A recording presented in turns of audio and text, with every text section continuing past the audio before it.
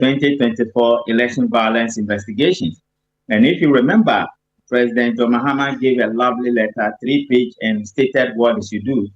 They did not do it, and Christian Tete Yohonu and the CID boss took over. They produced that document. Then you saw Equatia, you saw security leadership, you saw security operational competence, and you saw the ability of mobilizing the police force in maintaining law and order. And to the extent that our elections have become violent, they pull it off, and we didn't have any problem in that regard. One of the things he also did, which is critical to the 8/10, was that all those who were due for promotion, they deservedly had their promotions. Unlike previously, they went to court. Some of the people who were sent home, and the police management board felt that it was harsh, Christian Yohonu pulled them back. And security analyst Adib Sani agrees. Relatively, the IGP has been in office for a short time, but within that time, the remarkable achievements that has been chalked by the police service is quite phenomenal. For example, the special operations team, they were in the western region fighting the galamsey, Kanka, and I can say for a fact that over 100 excavators were seized only in the western region. In the Ashanti region, over 50. And as we speak, Tamale, unfortunately, at the point became a den for criminality. People getting stabbed, people's money snatched from them. There was total chaos until he ordered his special operations team led by ASP Abdul-Jalil Bawa to go there, and lo and behold, sanity has prevailed in that area. Just days ago, President Mahama granted IGP Christian Tete Yohonu a 2-year extension, signaling confidence in the stewardship of the Ghana Police Service. A move security experts have lauded. The president's decision to renew or extend his contract is quite timely, taking into consideration those phenomenal progressive changes that are taking place within the police service. It's the prerogative of the president to appoint people to all positions at all places at all times. It is his prerogative. When it comes to promotion and appointment and continuation of IGPs, predominantly the recommendation must come from the police council. And it is true that it was the police council who made the recommendations by which the president signed. So we say they have fulfilled all righteousness. However, his tenure has not been without criticism. For former Deputy Defense Minister Kofi Amankwa-Menu, the move could severely weaken morale within the police service. As IGP Christian Tete Yohonu continues his extended term, all eyes will be on how he consolidates the gains of the past 8 months while responding to the emerging challenges. Judith Brown, TV3 News. We'll stay on security issues because the IGP Special Operations Team has intensified its crackdown on criminal gangs in the Tamale and Savelugu, arresting 16 suspects and destroying hideouts used for drug peddling, robbery, and other violent crimes. The operation, according to the police, is part of a renewed strategy to restore public confidence and enhance security in the region. Our assignment this afternoon, as you are aware, as we go out this afternoon, let us all put our best to make sure that we are able to do everything right. The moment they continue to take the drugs, that is how they are influenced to commit crime. So if you are able to fight this, coupled with the robbery gang that we are able to scatter, definitely we'll be able to make the jurisdiction very safe for everybody to live. Following a briefing session, the IGP Special Operations Team proceeded to a forest reserve near the Northern School of Business, an area notorious for robbery, rape, drug peddling, substance abuse, and motorcycle snatching. A coordinated swoop around 2:30 p.m. saw several suspects attempt to flee.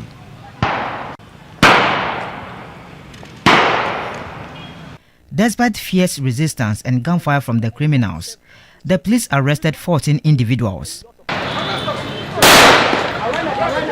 Exhibits retrieved included quantities of dried leaves, suspected to be Indian hemp, masks, scissors, cutlasses, stolen motorbikes, mobile phones, and male condoms. 3 tricycles loaded with drugs were also found, deliberately immobilized by their owners to prevent the police from towing them. The team dismantled structures used as criminal hideouts and destroyed the tricycles, describing them as a continuing security threat based on intelligence linking them to robberies and snatching operations in the metropolis. Pedestrians and residents who witnessed the operation praised the team, describing the area as a no-go zone that had long overwhelmed local police. Residents expressed relief, noting that the intervention has brought renewed safety and mobility to the metropolis. Acting on further intelligence, the team moved to the Sakasaka Butchers Market, arresting 2 more suspects for drug peddling, bringing the total to 16.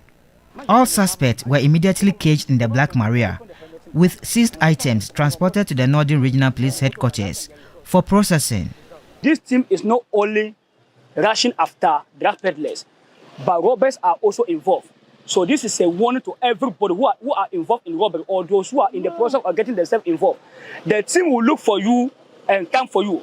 So all those who are petty thieves, those who are robbers, those who use every sort of weapon to rob, you should put it in mind that the team will come for you no matter where you are hiding. Prior to the operation, the team was in Savelugu, where provision and pharmaceutical shops suspected to be selling synthetic drugs to the unsuspecting public in the guise of doing genuine business were also raided. The operation highlights the growing need for increased vigilance given the boldness of criminal gangs in the region. The Special Operations Team reaffirmed its commitment to dismantling criminal networks and preventing drug dealers from destroying the future of the youth.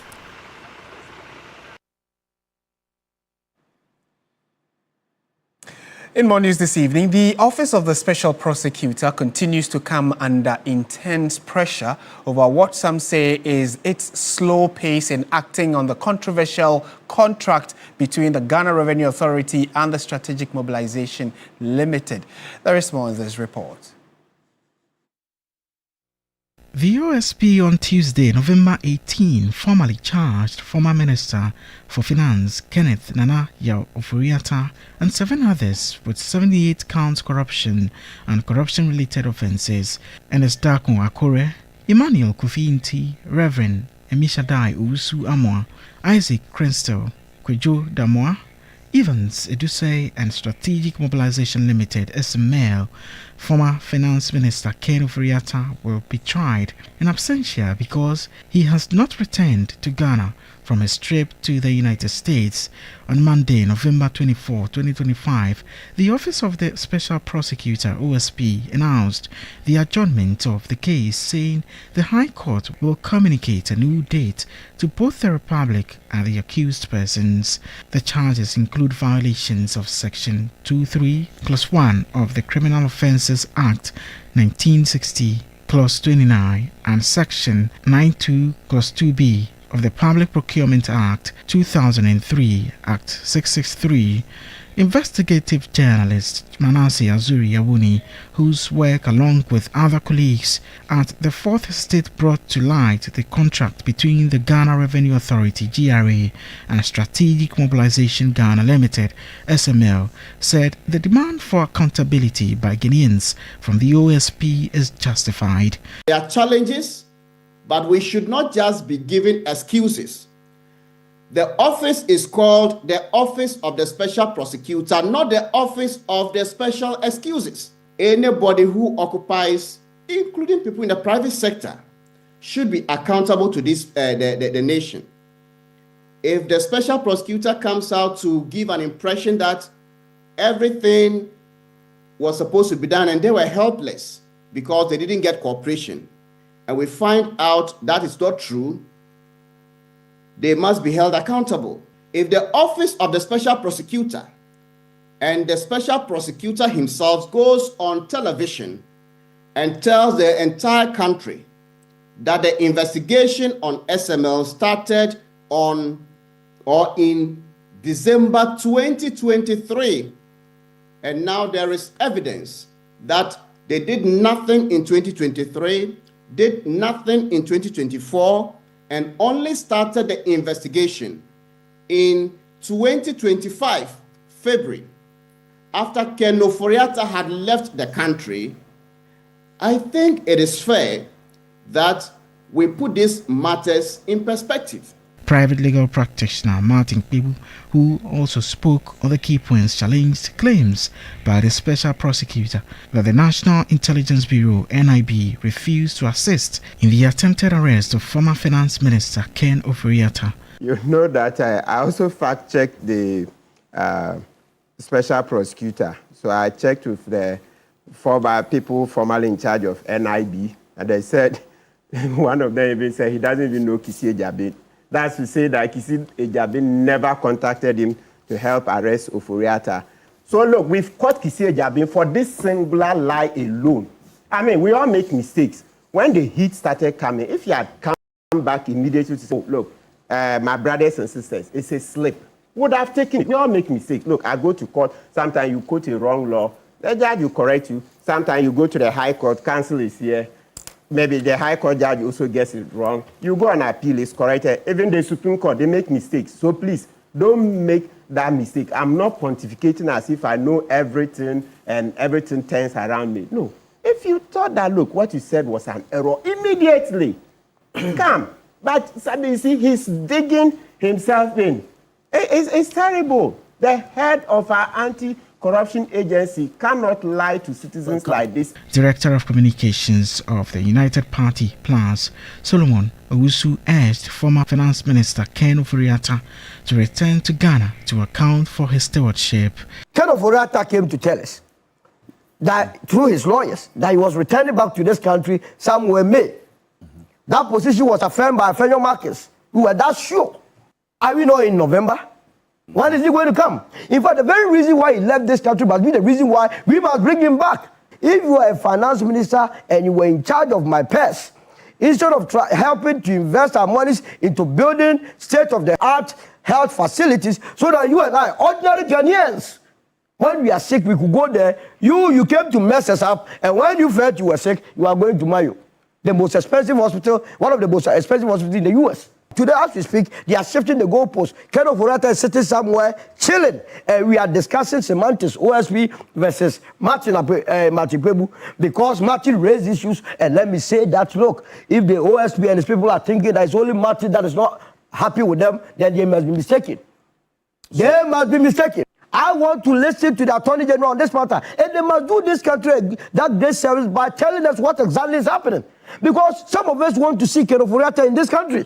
Policy analyst and senior lecturer at the University of Ghana, Dr. Joshua Zato, noted that Ghana must take accountability seriously if the country wants to strengthen its democracy and prevent future scandals. My position on accountability and being held accountable for office is clear.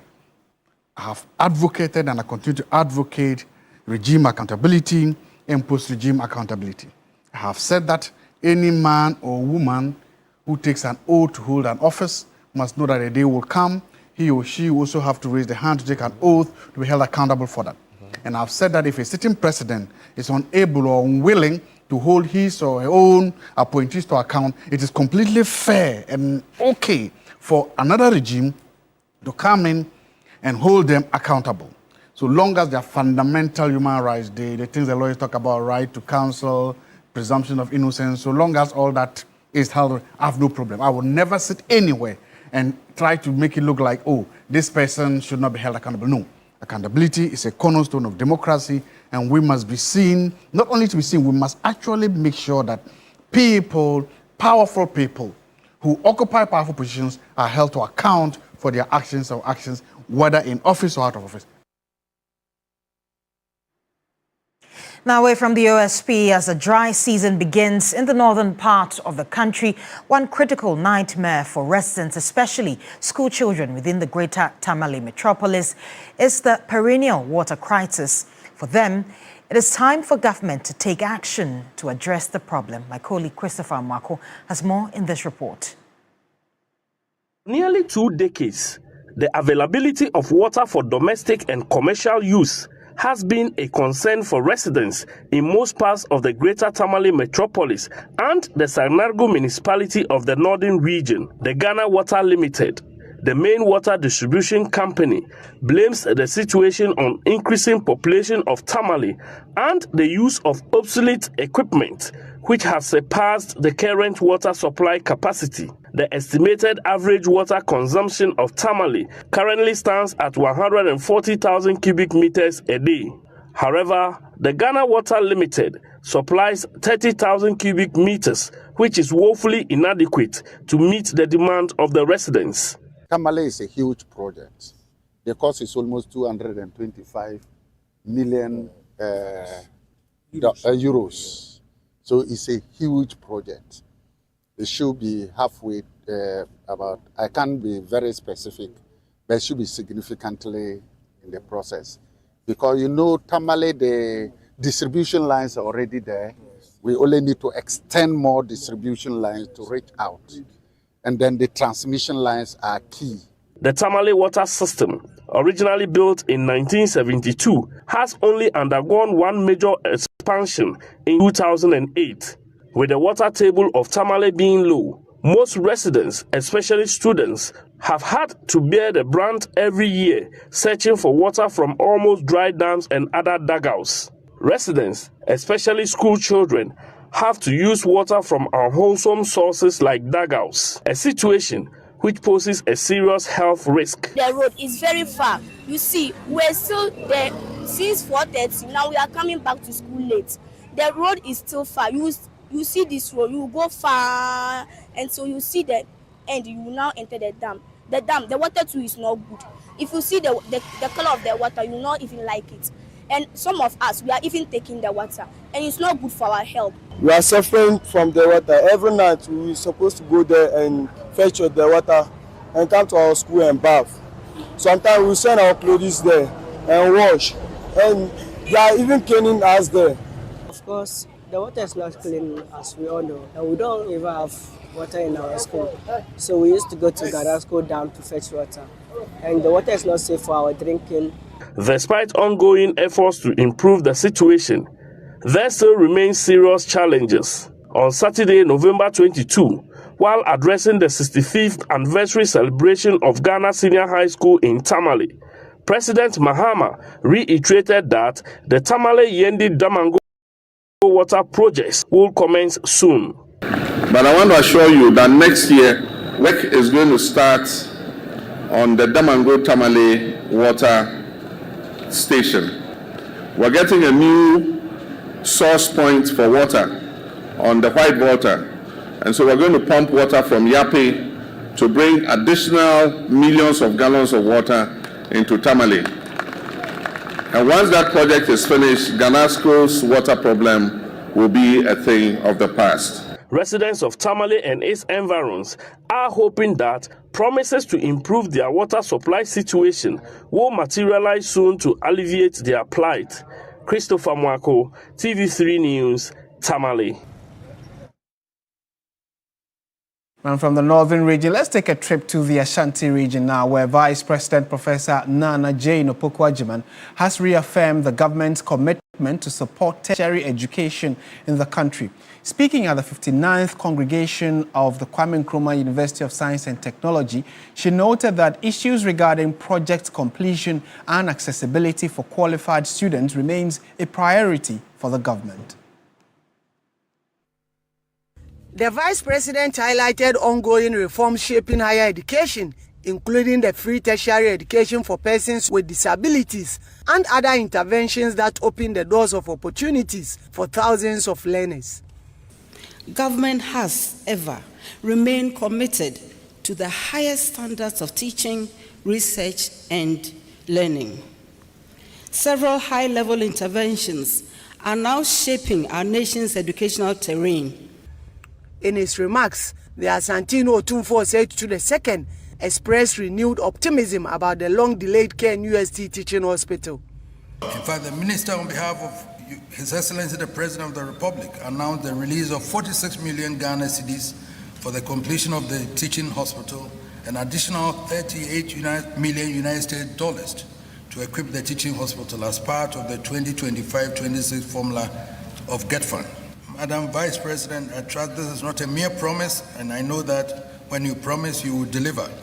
So, Your Excellency, I implore you to seize this historic moment and immortalize your name as the game changer who brought this noble vision to its glorious completion, a legacy that generations unborn will honor and remember you for. The Chancellor also issued a stern warning to individuals attempting to encroach on KNUST lands. As I indicated 5 years ago, these lands are not ordinary. These are sacred legacies entrusted to us by our forebears and reserved for the education and upliftment of generations unborn. They belong to the nation of Ghana and to the bright minds who will shape her future. Any attempt to prey on them is an attack on that sacred trust and will be met with decisive action. I hereby command all who harbor such intentions to desist immediately and keep away from the sacred lands of KNUST. And unfortunately, they get some lawyers to take these matters to court when they know that it shouldn't be so. With all due respect, legal professionals, please assess what cases come to you before you do that. Both leaders urge the graduates to carry forward the values of discipline, innovation, national service, and resist misinformation. Tonight, we bring you a story that truly redefines resilience, a story of a young man from Achiase Nwansamre in the Ashanti region who, despite immense personal challenges, has risen to become the overall best graduating student of his entire college, the Kwame Nkrumah University of Science and Technology. As I stand here, I can't help but recall a question I asked myself. When I got the call, I had been selected as valedictorian. Me. Why me? How me? If you know me, you understand this question. While many graduates celebrate surrounded by comfort, Nero's achievement carries a different kind of weight and a different kind of glory. His father is blind, his mother is physically disabled, and their journey to this moment has been built not on privilege, but on sacrifice, determination, and unbreakable family bond. Behind me is the very hall where just few days ago, Nero's Mensa JC walked up to the podium not just to receive his first-class honors degree in disability and rehabilitation studies, but to be crowned the overall best graduating student of his college. Yet, his journey to this remarkable height began far from these hallowed halls. It started in a small, humble home in Achiase Nwansamre in the Ashanti region, a place where the true meaning of support, perseverance, and resilience takes on an entirely new dimension.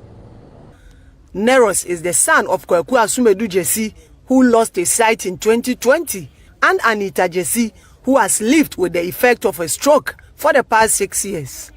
Their state influenced the kind of program I chose. So, my dad was blind and my mom had been paralyzed for some time, from stroke. So I wanted to do a program that would make me understand them, because a lot of things were happening I didn't understand.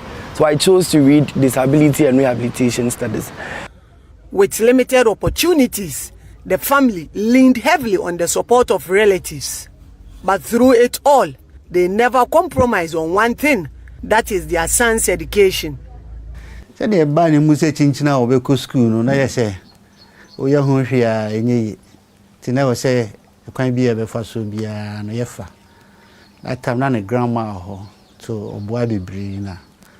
Onya a starting school no ha ti school no mu hwede no krenya gopon anim that time no na many friendly na my disturb my sabodani then any time so yare ha. Nero's academic journey was marked by financial uncertainty. My first year, second year was hell for me. We were owing a hospital around 70,000 Ghana cedis for my mom's bill, but then I still managed to, with the help of God, and in my third year, that was when MasterCard Foundation Scholars Program came in, and then they took care of the rest of my stay here on campus. He says those memories throughout every late night study session. Today, that sacrifice has borne fruit. Neros has been named the 2025 Best Student of KNUST College of Science, graduating with a remarkable cumulative weighted average of 80.50. His parents could not hold back their tears when he mounted the podium, not just to receive his award, but to publicly honor them for not giving up on him. If me, the son of a blind man and a stroke surviving woman,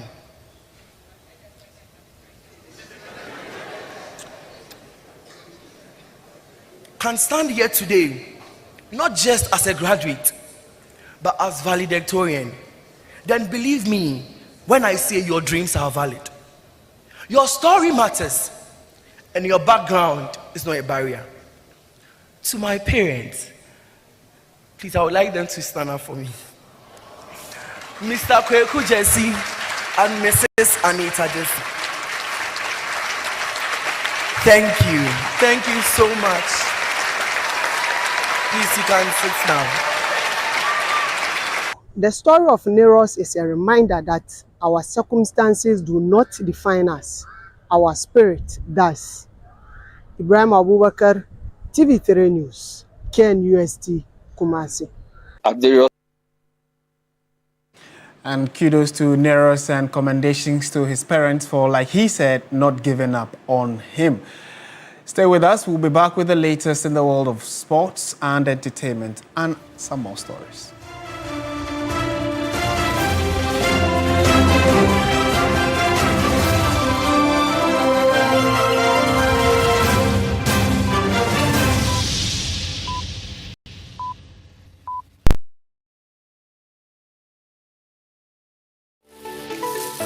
Why are more and more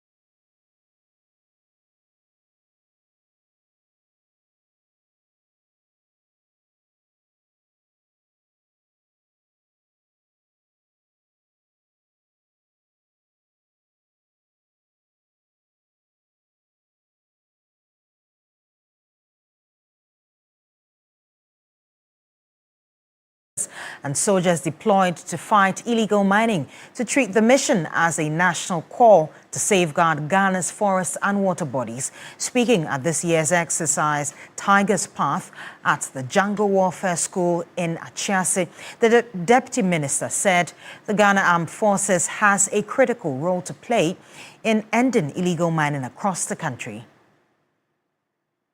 More than 200 officers and soldiers drawn from the Ghana Navy, Air Force, Central Command, Northern Command, Southern Command, and the Support Services Command converged on the Achiase jungle and surrounding communities to identify, track, conquer, and defeat a simulated enemy. The question, which of the 6 teams would successfully locate and neutralize the unknown enemy? For 5 days, the troops navigated the dense jungle day and night, advancing steadily toward the enemy's position. After 5 days and more than 50 kilometers of trekking, the soldiers finally encountered the enemy. We need to fill this magazine with these rounds to prepare ourselves as the enemy we've seen, they are crossing. But as it stands right now, our men are well positioned at the front line to make sure that they prevent them from coming any further. Before engaging, they were required to overcome 14 grueling obstacles, including hurdles, vertical and horizontal ladders, target nets, the pyramid, the oracle, turbulence, a 6-foot wall, balance walk, fire ditch, and finally, the rope bridge.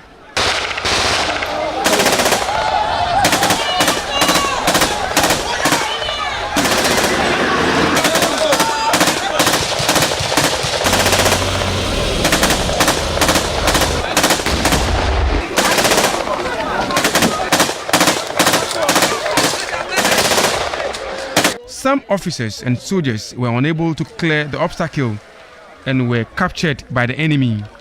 The soldiers you see behind me have been captured by the enemy because they could not cross the obstacle area. Currently, they've been arrested. While the main troops pressed forward, others stayed behind to provide cover and repel enemy advances.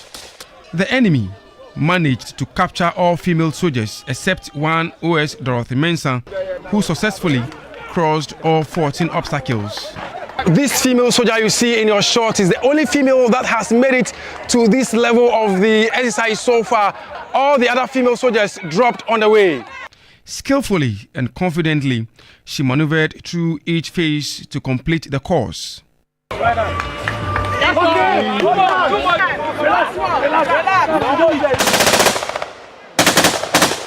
The troops also demonstrated marksmanship and tactical shooting skills as parts of the exercise. Upon the blow of the whistle, soldiers are expected to submerge in the water and engage at the plate and fire each plate successfully.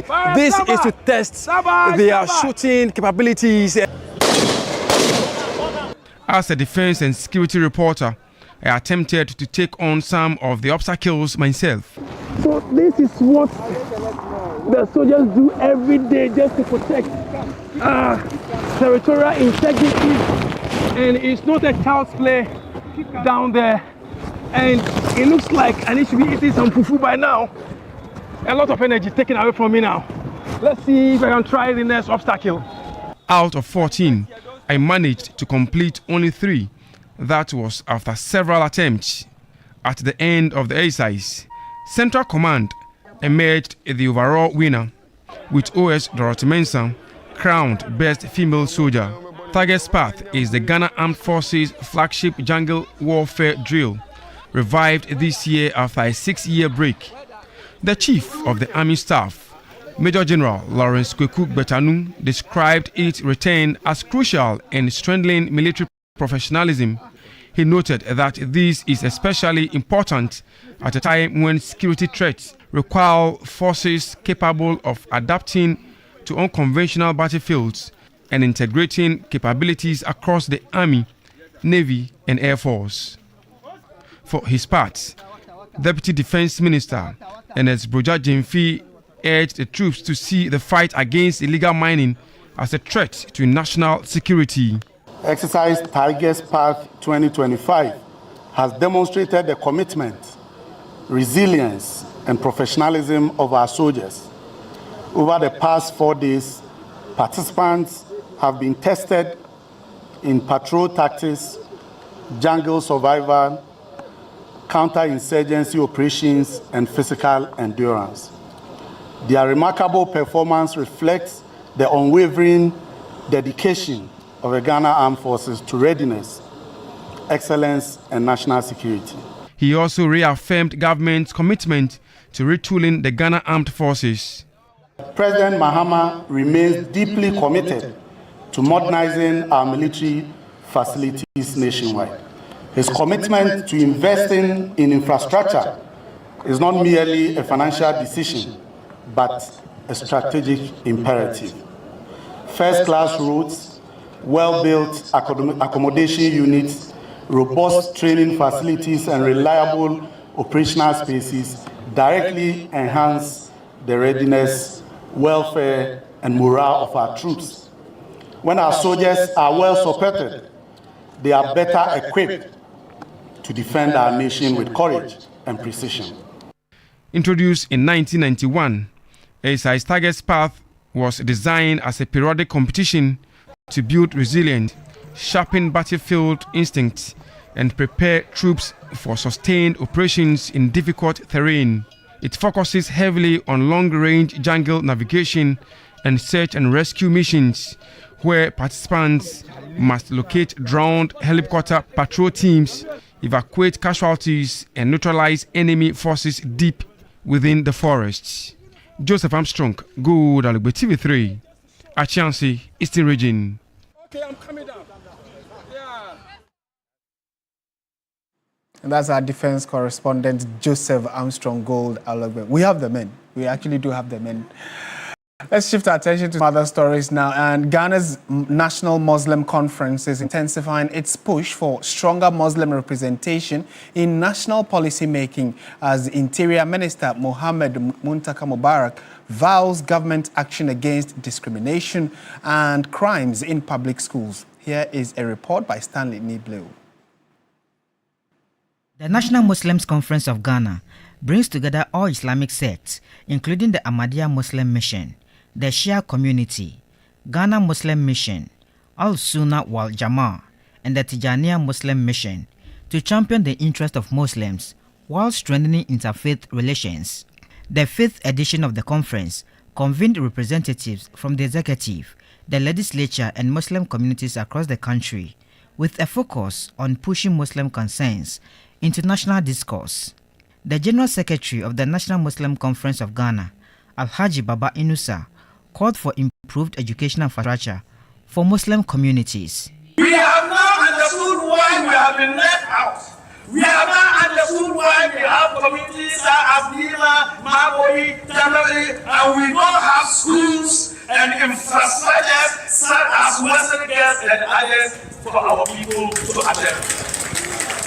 It's because we sat and do not bother ourselves about policy decision being taken at higher places. We are no more doing that. And whoever chooses to ignore the National Muslim Conference, you are doing it at your own disadvantage as a political party. Minister for the Interior, Mohammed Muntaka Mubarak, took a firm stance on criminality and discriminatory practices in learning institutions.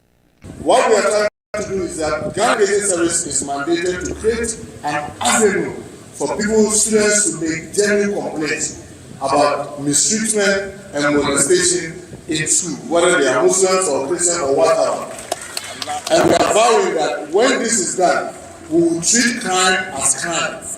So if you assault somebody, we won't say because it's a school environment. That's an assault. And that will be dealt with as an assault. We'll deal with crime as crime and deal with issues that are not crime as not crime. But we must go resist. Chairman of the Muslim Caucus in Parliament, Yusuf Suleimana, urged the conference to undertake research and address pressing issues confronting Muslim communities.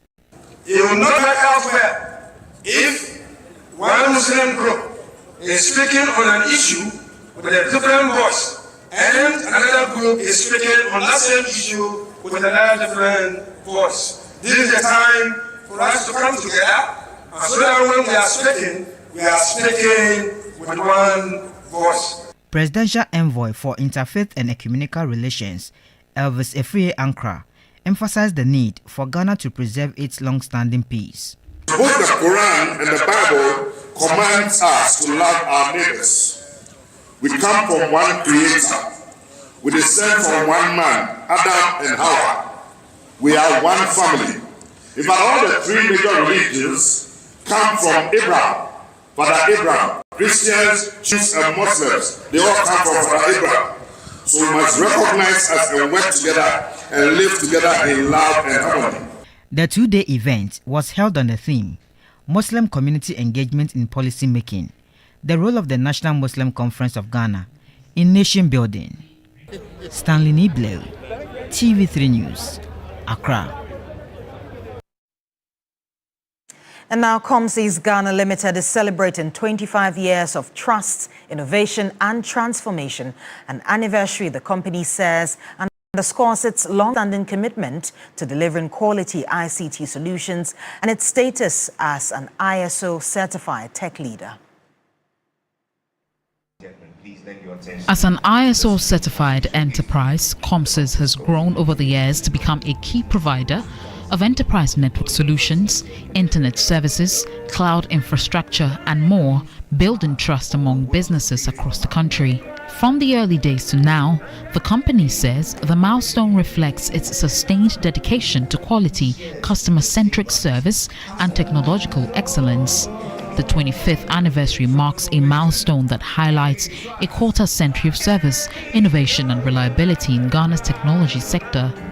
Co-chair of COMSES Ghana, Jonathan Lamte, noted that the progress of the company is as a result of focus. Back then, when you look at the terrain, you wouldn't think you could do things like this. But what propelled us is focus, dedication, determination. So I believe that with these ingredients and some discipline, anything is possible. He added that as AI dominates the world, COMSES Ghana is adapting to it and going to progress even further. We will be the game changer. That is our agenda for the next 25 years. So we will begin to see, just like we said some 25 years ago, what we set out to do. We will begin to put our plans and structures together to make sure that Ghana is a net digital skill exporter. As COMSES Ghana looks to the future, the 25-year benchmark serves as a reminder of its legacy and a commitment to driving digital transformation in Ghana for decades to come.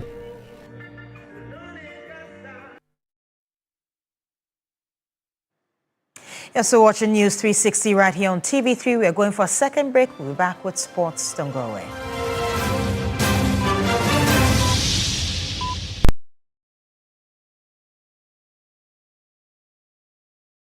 You're going to buy space. Don't look left, don't look right. Go straight and grab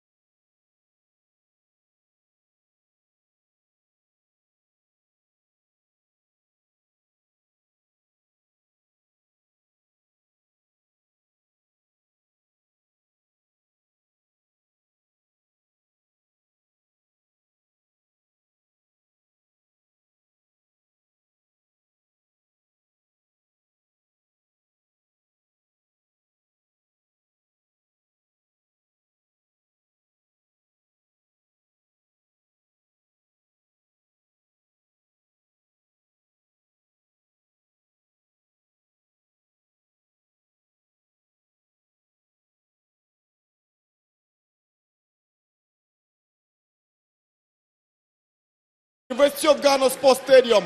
It's Hartlepool 1, Vision FC 0. Goal scored by Mauli Wayo. He heads it back in, and then any other connector will try to find the target. This time around, it was a very good finish there from Mauli Wayo. Right place, right time. Right place, right time. Just couldn't afford to miss this glorious scoring opportunity, and it settles the nerves of the Phobians after Vision had matched them boot for boot in the opening 40 minutes. Ball falls to Paku, and Paku drives one. It's a brilliant save from Ametefe to deny George Paku, but that was an excellent drive from the Hartlepool midfielder. Very fantastic drive there from George Paku. Brilliant, took the time in the world to pick a spot, and that was a powerful drive. Equally fantastic save there. Chance for Vision. It's a powerful drive from the Vision FC right back, Bernard Kwartin.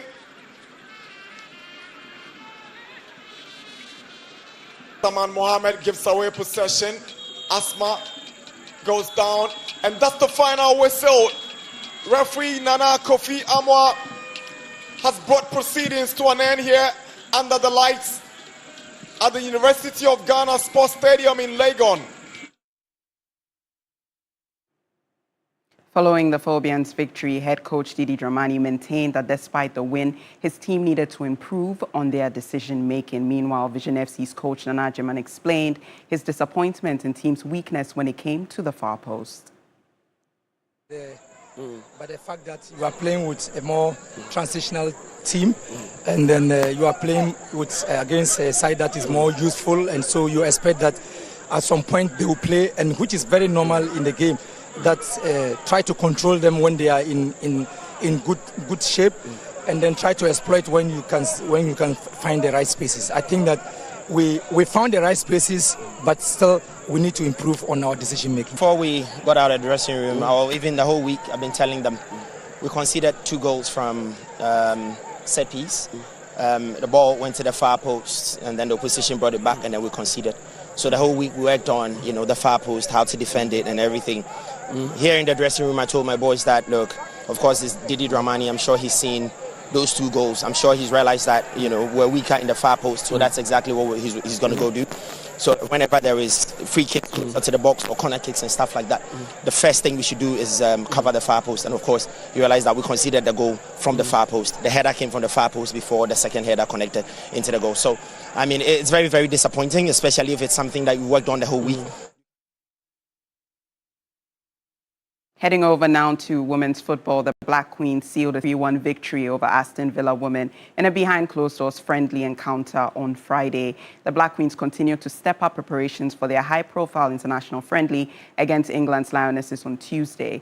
3 Sports, Akosi Ajay, takes a closer look at the entire team setup and their readiness for the game. It's the final international break for women's football, and the Black Queens of Ghana are currently in UK, where they will be playing against the Lionesses of England on Tuesday. The team have already played a behind closed door friendly with Aston Villa, where they won 3-1.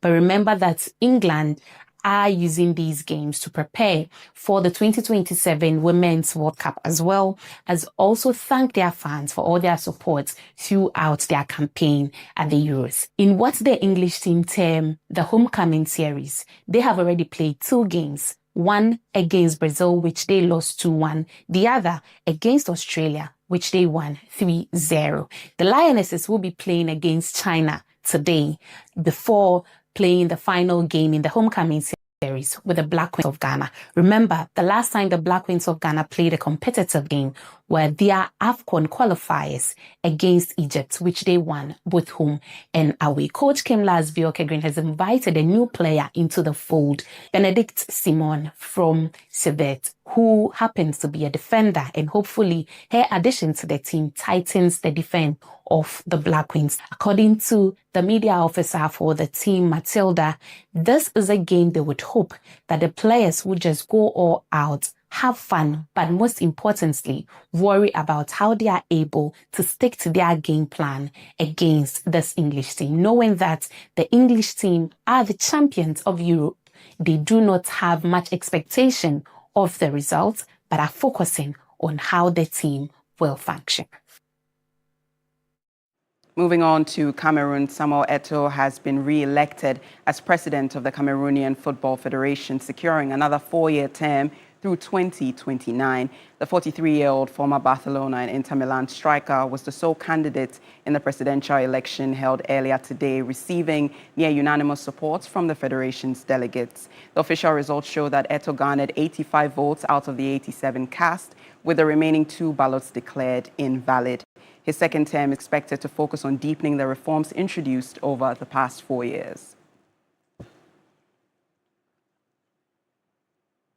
That will be all for sports here on News 360. I am Aniela Alote. Up next is entertainment news. Entertainment news segment is brought to you by GTP Lifestyle and Napa Foods. Heaven Black Insecticide Spray and Coil. Powered by 3 Entertainment.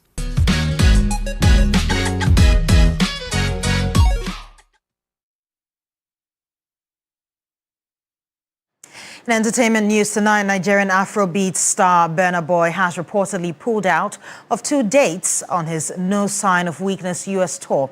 The cancelled shows include a November 2025 performance at the Armory in Minneapolis and another slated for December 1, 2025 in Chicago. The cancellations were first noted on Ticketmaster, though organizers have not yet provided a public reason for the decision. The move follows growing backlash aimed at the Grammy-winning artist after a video went viral showing Burna Boy instructing security to remove a couple from the front row of his Colorado show for dozing off during his set. Now, the incident triggered mixed reactions from fans and ignited widespread debate on social media. Tensions increased when Burna Boy later addressed the matter on Instagram Live, defending his stance.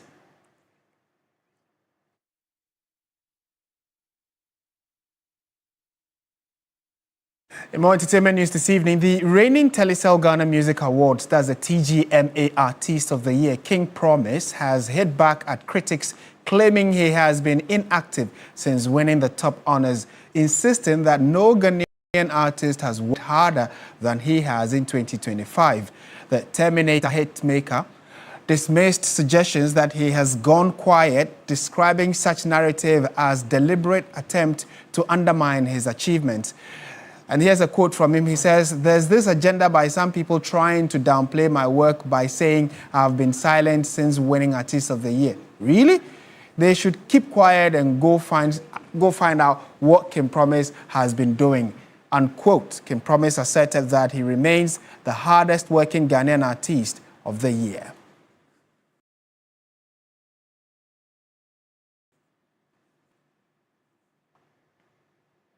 And that's how we bring the bulletin to an end. Thank you so much for watching. I am Martin Asiedugate. I am Judith Brown. Have a good evening.